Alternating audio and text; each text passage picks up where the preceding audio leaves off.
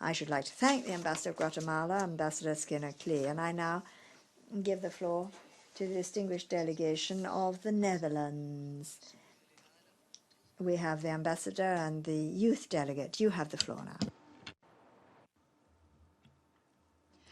Thank you, Madam Chair.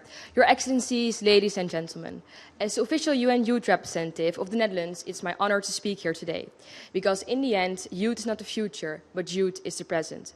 And I would like to address several topics here today that are present in the life of young people: children's rights, the Sustainable Development Goals, and violent extremism.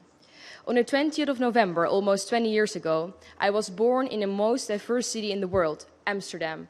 This city hosts 180 different nationalities. And when I was 8 years old, Helena from Senegal became a student in my class. She opened my eyes, showing that not all children had the experience of living in such a diverse city and having the same rights. And as a child of only 8 years old, she had experienced violence in her country. She was denied the right to education and the right to health care. She was illiterate and had HIV. Luckily, she had the chance of getting her life and rights back in the Netherlands. But more than 200 million children are still denied their rights every day on our planet. Even though children's rights are crucial in development of our nation's future and our world. Exactly 7 years before I was born, the Convention on the Rights of the Child was adopted. And children's rights are still not respected in places in this world. Even the Netherlands backtracked when it comes to education for children in emergency refugee shelters. But self-criticism is what every member state should do. And I urge every member state to look at their own policies and situations in their countries. Apply self-criticism, like I did for the situation in the Netherlands, and work on establishing a better world for our children. They have the right to grow up in a safe and equal world, and we are the ones in power to change it.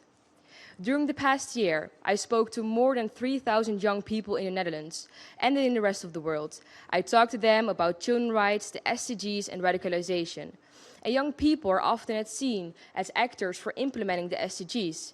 People frequently believe it's a government and business matter, but I strongly disagree.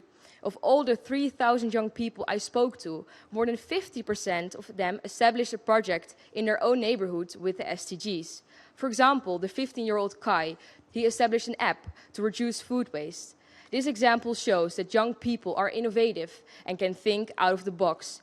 They make up more than 50% of the world population, so why should we leave them out when it comes to implementing the SDGs in our societies? In 14 years' time, we as young people will be the leaders sitting at the same place as you are. And in 2030, we will tell all of you what our generation did to achieve the goals.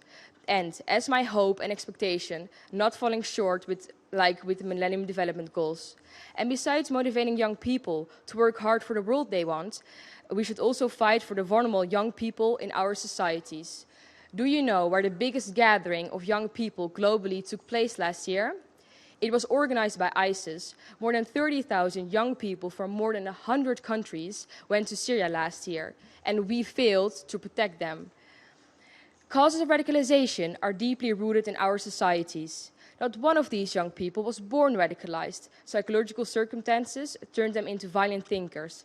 And problems in our societies like discrimination, lack of welfare, and lack of education make that some of our young citizens radicalize and join violent extremist groups. And I do believe that acknowledging the failure of our governments is one part of the solution. The other part is us looking at how we will combat our problems. And we do make small steps in the right direction. Last year, when I just turned 19, it was more than 26 years after the Convention of the Rights of the Child was adopted. And in that December, the first Security Council Resolution 2250 on youth, peace and security was endorsed. And it should motivate all member states to include more young people in this debate. We should talk with the young people affected by the root causes and not just talk about them.